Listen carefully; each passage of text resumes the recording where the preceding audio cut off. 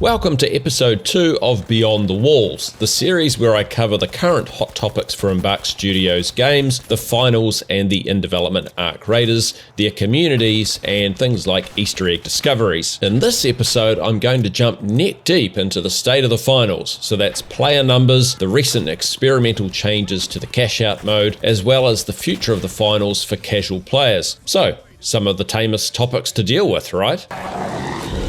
Let's start with player numbers. You'll see all sorts of estimates thrown around amongst the community and on various websites about player numbers for the finals, from bastions of truth like community member Dead Game is Dead, who reports dead game, to the 586,508 average daily users reported by the website activeplayer.io, to Steam charts, which of course only reports current PC players, and in recent days that ranges between a low of about 8,000 and a high of about 16,000 players. So a bit of a range to start with there. Let's maybe consider a more reliable source of information, and that's Embark Studios. Embark customer service and community lead Dusty Gustafsson wrote in early May that since launch we have never dropped below 300,000 daily active users with all platforms combined. If we look at what Steam charts was reporting on that date, it was a high of over 17,000 players. So as a reasonable estimate, we could scale Dusty's figure, let's call it a flat 300,000 to be conservative, against the current peak PC player numbers of around 16,000 on Steam charts, and we get about 280,000 daily average users. Interestingly, applying this way of estimating total player numbers to the initial peak players the game saw of over 240,000 would estimate that there was a peak of over 4 million daily active users immediately after launch. Anyhow, I'm sure some people will look at that 16,000 peak player numbers and the 280,000 daily active users number and say, are there 264,000 console players making up the total numbers? That can't be right.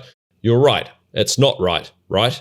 I see this come up a bit in the community, but we've got to remember that players aren't in the game 24 hours a day, and this is also why comparing player numbers between games on Steam charts often makes no sense. For instance, a game like DayZ, which at one point in its lifetime had less than half the current PC players that the finals currently has, ranks about 40 places higher on SteamDB for the most popular games, with 20 to 45,000 current PC players in the game each day. But DayZ could easily have exactly the same daily active users as the finals, and that's simply because DayZ's the kind of game players tend to jump into for 3 or 4 hours at a time. But the finals average playtime is going to be a lot shorter because it's the sort of game you can jump into for a round or two before moving on to something else. It's the perfect game for anyone who's limited on available playtime. If you work from home, you could even jump into the finals during your lunch break, but you're unlikely to do that for a game like DayZ. So comparisons between games are super hard. Now I could start to make guesses at things like revenue and cost to run the game to take a stab at how the game might be doing financially, with the point being to figure out what its future currently looks like from that side of things, but those would be pretty loose guesses, and once you start making financial guesses multiplied by estimated player numbers, it's very easy to get it completely wrong,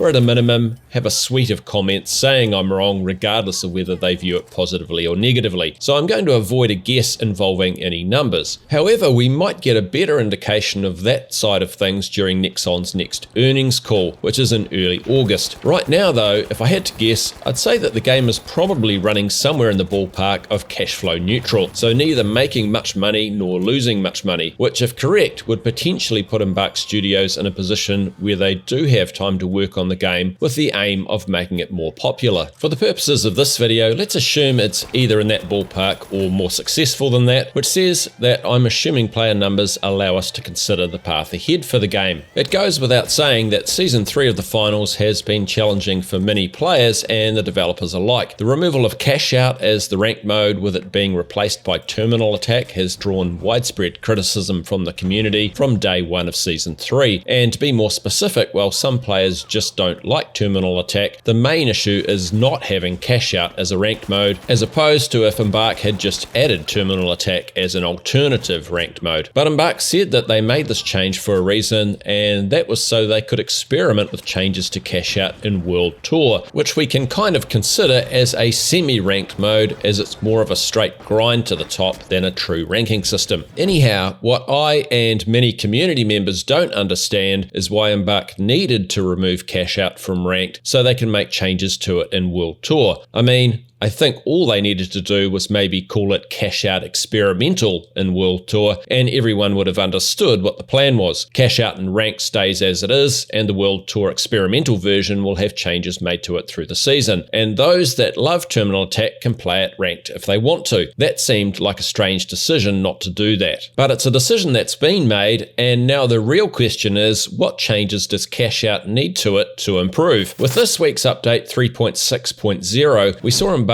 first experimental changes to the mode. Let's talk about the ones that have the largest effect on gameplay, and I'm going to leave the most controversial one to last because it leads on to a larger discussion. Note first though that Embark have said with this update that these changes have been selected as the rule set for the Volpe Championships, meaning that this particular experiment will last 2 weeks. And they then went on to say, we'll monitor how they perform via telemetry and your feedback, and we'll adjust them as needed. So these changes aren't permanent, at least not yet, and require our feedback, which is one of the reasons I've made this video. For the first change, Embark increased the cash awarded for eliminations from $200 to $500, so there's even more reason to get as many eliminations as you can. Then about 30% of the cash in a cash box is now awarded to the team that deposits the cash box into the cash out station. This encourages teams to challenge for the cash box prior to it being put into the cash out, rather than just camping the cash out and not giving a toss about the vault unlock or the cash box. This change replaces the previous flat $2,000 a team would receive for initiating a cash out, so for the higher value cash boxes this makes a pretty big difference. The remaining 70% of the cash in a cash box is then awarded when the cash out is completed at the cash out station. Embark noted that these values are rounded off to give easy to understand values. They also updated the vault spawning logic at the start of a match for more even distribution. Hopefully that means that teams will arrive at the vaults at about the same time. Importantly, they also noted that they've felt for some time that cash out generates more third-party fights than intended, as well as long-lasting team versus team encounters. And that happens in part because of the incentives of the scoring system. We are testing the changes above to see if they address these issues and improve the overall experience. Given that, what's interesting then is that this change also sees the removal of all cash loss penalties for team wipes. So previously, if you suffered a team wipe, your team would lose 30% of your cash. It was a pretty significant impact and a loss that could easily push your team out of the top 2 positions. So your team had to become very aware of the risk of that happening and play more strategically. I think this change is odd,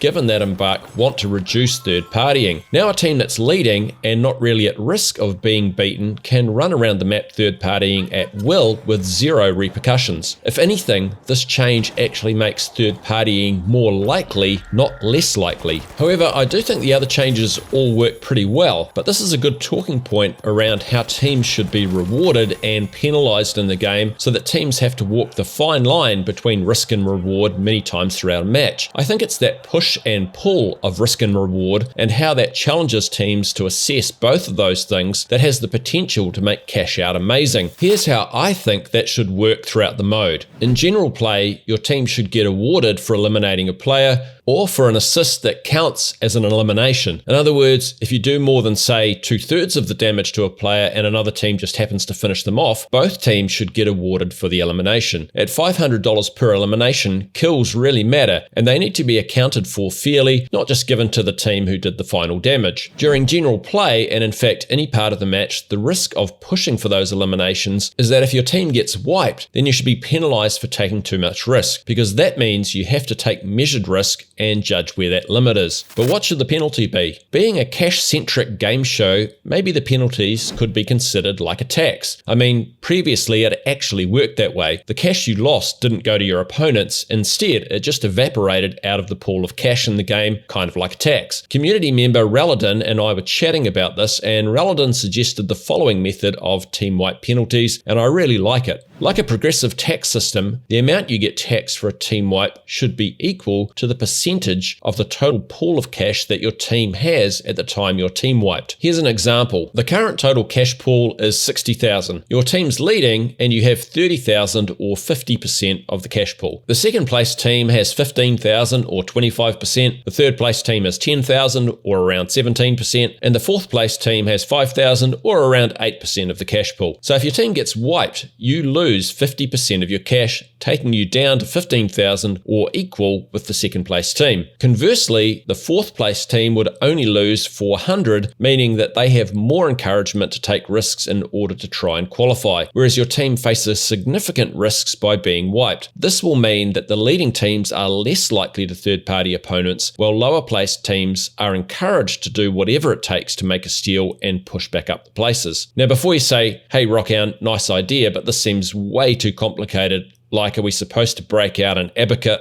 and abacaka, a calculator, partway through the match so we know if we can push or not? Let me show you how this info can be easily conveyed to players. The actual numbers don't matter to players. All you need to see is a visual indicator of what your team wipe risk is at any given moment. And this could be done by a simple marker on your team's cash bar that shows you where your cash would drop to if you wipe. Then you can assess at a glance if a wipe will drop you out of the qualifying positions, and you don't need to think about the actual numbers at all. Elsewhere, I think Embark aren't too far off getting the risk and reward elements of cash out right. From a playing the objective point of view, we should be encouraged to unlock the vaults, transport the cash box and insert it into the cash out station, defend the cash out, and try to hold it until the cash out completes. Personally, I'd like to see Embark experiment with a couple of things, and that's trying a partial payment of any team cashing out if they defend the cash out for more than 50% of the cash out time, and potentially look at a bonus if a team completes the grand slam of inserting the cash box into the cash out, holding it without it ever being stolen, and completing the cash out. These things would encourage teams to constantly enter that ebb and flow of trying to steal while avoiding a team wipe at the same time in the sandbox environment that the finals provides, which for many of us I think is where the real fun lies in the game. I think despite this odd decision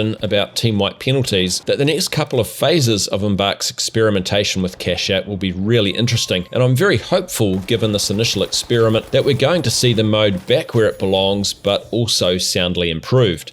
Let's talk about casual modes. I think a great casual mode is actually more important to the finals future than its ranked modes. And that's no slight to ranked players at all, but an excellent casual mode will act as a great introduction to the game for new players, with some of those players moving up to ranked play, while others just enjoy regularly playing casually. So it's important for casual and ranked players alike that we have a great casual mode. And I think the key to a successful casual mode is that it should provide a game environment where the entertainment and fun are high, but the competitive risk is diluted. By that I mean that new players feel like they can learn the ropes of the game without constantly getting smashed by more experienced players, and that individual mistakes generally have minor consequences and don't mean the round is lost, and provide more opportunities for teammates to help one another out in those moments when things aren't going so well. I also think this mode will need to be new to the finals so that previous players come back to check it out, because let's be realistic, it's not like Bank It or Quick Cash are currently drawing masses of new players into the game, is it? In addition to that, I think that modes like Bank It and Power Shift can't fulfill that slot because they aren't similar enough to Cash Out, and the casual mode should really be pretty similar to Cash Out because that mode is unique and really defines what the finals is all about. To make this new casual mode more casual than Cash Out, I think it needs to dilute the risk of significant failure for the individual player. In other words, lessen game-changing outcomes from single moments in the game that make an individual player feel like they failed themselves and their team. This could be done by increasing player numbers, by removing third partying completely by only having 2 teams, and it should shorten the time it takes to complete objectives so that incremental gains and losses for your team throughout the round are smaller than those in Cash Out. More specifically, here's what the mode could look like. Let's make it 10v10, so that's our increased player numbers sorted. At the start of a round, 3 vaults appear around the map, meaning that the 10 players on each team will probably divide unevenly if they want to go after all 3 vaults, like 3 and 3 and 4 players for instance, although they might choose to give 1 vault away and send 5 players to each of the 2 remaining vaults with a higher chance of success on those 2 alone. Just like cash out, the vaults are unlocked, but they open pretty quickly. The pace of this mode will sit somewhere between cash out and bank it. Once a vault unlocks, you and your teammates carry the cash box to a cash out station, of which there will be quite a lot around the map, and then you have to defend it for maybe half the time you currently have to in cash out. You incrementally receive cash the longer you defend the cash out station, and you receive a bonus if you complete it fully. If you're attacking a cash out that's in progress and manage to complete the steal, which maybe takes 5 seconds, so shorter than cash out, then the cash out station spits the cash box back out and the station disappears. You then have to carry the cash box to another cash out station and start the process over. You might go through this routine 10 times throughout the course of a match. So you could think of this casual mode as cash out sped up, but with elements of bank it, capture the flag, and even Battlefield's conquest mode thrown into the mix to make it faster and with less risk at each encounter. Combine that with good skill-based matchmaking and you have a mode that new players can jump into without getting overwhelmed by the final's high skill ceiling, and most important, just have a lot of fun playing a sandbox style FPS.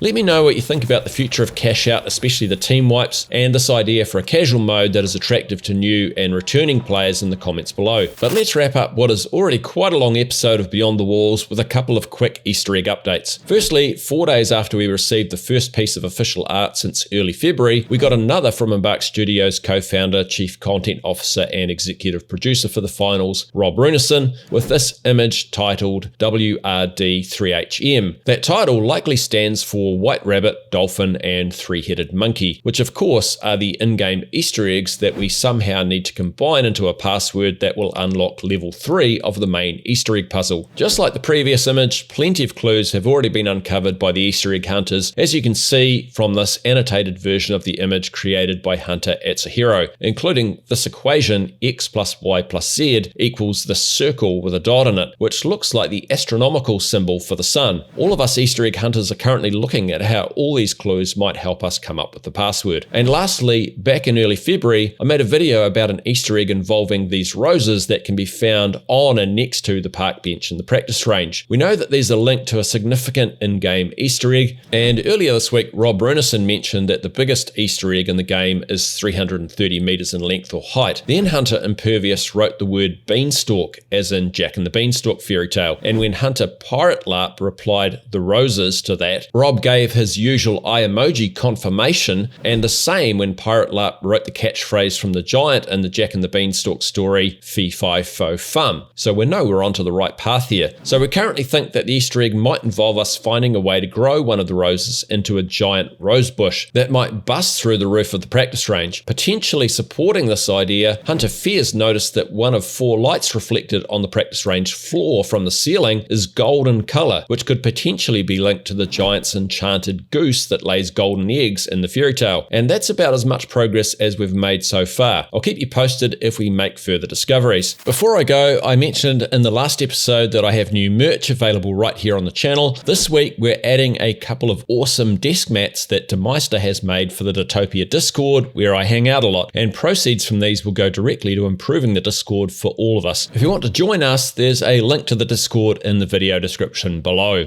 Thanks for watching this episode of Beyond the Walls to the end. Do the usual YouTube business if you want to see more videos from me from now on. Give a like or comment as you see fit, and enjoy the rest of your day.